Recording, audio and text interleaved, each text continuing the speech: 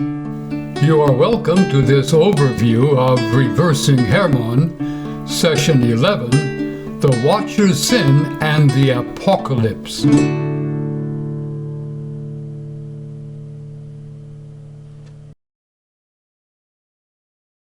By the end of this session, we shall be able to explain how the Apocalypse reverses Hermon, the locusts from out of the pit, and the final defeat of Gog and Magog. This past week, following the collapse of the al-Assad regime in Syria, the IDF occupied the Syrian side of Mount Hermon, whither the Watchers descended some thousands of years ago. The new leader has adopted the pseudonym Abu Muhammad al-Julani. Julani in Arabic means from Golan, the Syrian name for the Bashan range and Mount Hermon. So, has this jihadi aligned himself with the Watcher's spirits?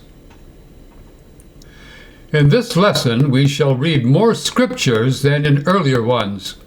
We begin with Revelation chapter 9. A star fallen from heaven opened the shaft of the bottomless pit, and from the shaft rose smoke. Then from the smoke came locusts on the earth, and they were given power like the power of scorpions of the earth. Now, in the book of 1 Enoch, this pit is called Tartarus, and hell in 2 Peter 2:4, where the Watchers are being held. Their power to hurt people for 5 months is in their tails. They have as king over them the angel of the bottomless pit. His name in Hebrew is Abaddon, and in Greek he is called Apollyon. The Bible corrects 1 Enoch 20 verse 2, where the angel is named Uriel, light of God. These fallen watchers will torture non-believing humans for 5 months, apparently in the final 6 months of Antichrist's 3.5-year reign of terror. In Revelation chapter 7 we read, "We have sealed the servants of our God on their foreheads." I heard the number of the sealed, 144,000 sealed from every tribe of the sons of Israel. Bible readers have noted for centuries that the Israelite tribe of Dan is missing from the list of 12 tribes, replaced by Joseph's name. This has led some Jews and Christians to speculate that the end-time enemy of the Messiah will be an apostate Danite Jew. However, we read in Judges 18, 600 men of the Danites, armed with their weapons of war, took the carved image, the ephod, the household gods, and the metal image, and the priest. And the people of Dan set up the carved image for themselves. Gershom, son of Moses, and his sons were priests to the tribe of the Danites until the day of the captivity of the land. In the 6th century BCE, the Hebrew prophet Jeremiah foresaw the Babylonians invading through the territory of Dan in the north. "We have sinned against the Lord. We looked for peace, but no good came, for a time of healing, but behold, terror. The snorting of their horses is heard from Dan. The whole land quakes. They come and devour the land and all that fills it, the city and those who dwell in it." In the New Testament, at Revelation chapter 14, John foresaw the Watchers' opposites. On Mount Zion stood the Lamb, and with him 144,000 singing a new song before the throne. It is these who have not defiled themselves with women. These men have been redeemed from mankind, and in their mouth no lie was found, for they are blameless. Thus these 144,000 Christian Israelites are to replace the watchers as God's ruling authority over the nations. Still some ask, will the Antichrist be a Jew or a Gentile? First, we note that only the Apostle John called him Antichrist.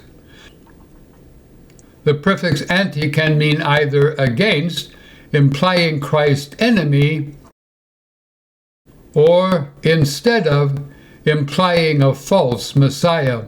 Jesus, however, warned his followers to beware of pseudo-Christs, that is, fake messiahs.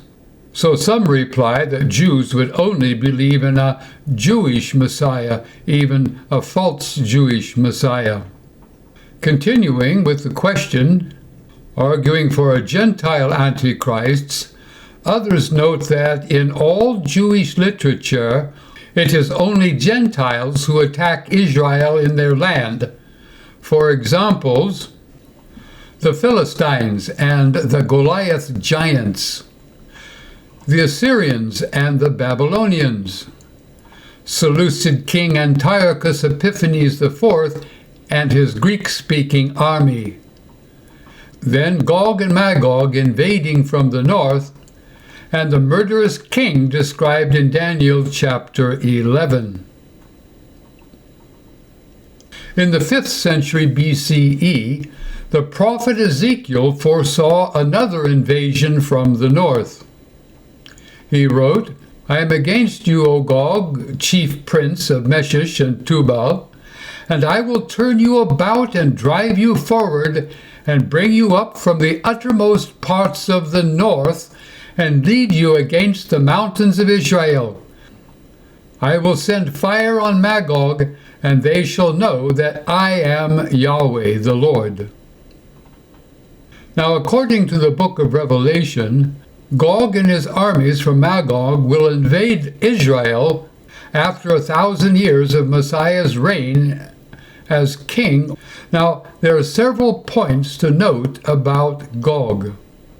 First, there is no direct evidence that Gog be the Antichrist, and he is called chief prince. The Hebrew word for chief is Ro'osh. Now, there was no ancient people called Ro'osh, so this does not mean Russia. Then, most invaders came into Israel from the north through the Fertile Crescent, that is, beginning in the east, moving northwards, then descending southwards into the land. In the Bible, invaders came from the north near the Bashan mountain range, including Mount Hermon. Bashan was Israel's northern border. These invaders included the Watchers from Hermon, the Assyrians from Nineveh, the Babylonians from Chaldea, the Greeks under Alexander, Antiochus IV, and the Seleucids, Gog and Magog in the end times, and possibly the end times Antichrist of Daniel 11, verse 36. This perspective helps to frame the Lord's taunt against the king of Babylon in Isaiah chapter 14. You are fallen from heaven, O day star, cut down to the ground, you who laid the nations low. You said in your heart, I will ascend to heaven, above the stars of God. I will set my throne on high. I will sit on the mount of assembly in the far reaches of the north. I will ascend above the clouds. I will make myself like the Most High. About this day star, in Latin, Lucifer, this message was spoken to the king of Babylon, noted in verse 4.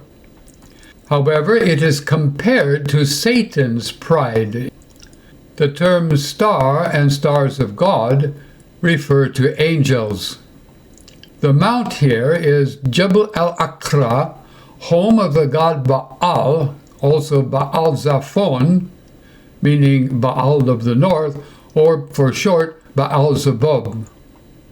And assembly, Moed, is the root of the word Megiddo, as in Armageddon.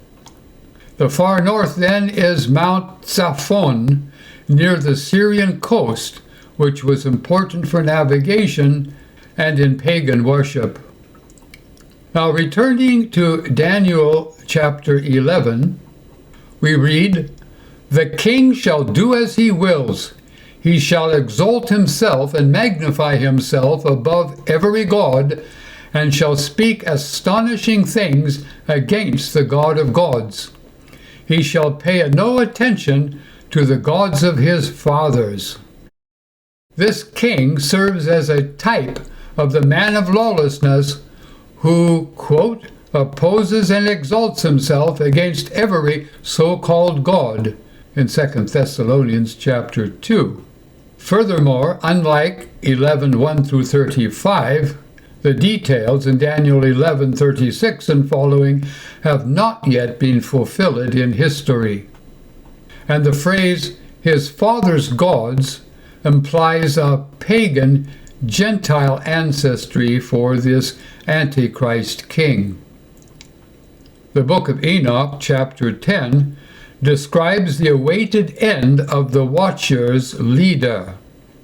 "Bind Azazel hand and foot, and cast him into the darkness.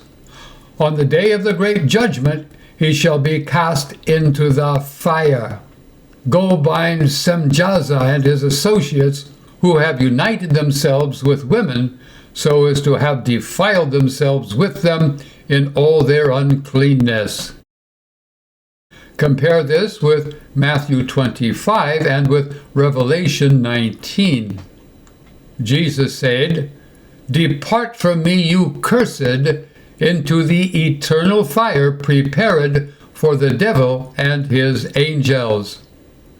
And then, "The beast was captured, and with it the false prophet.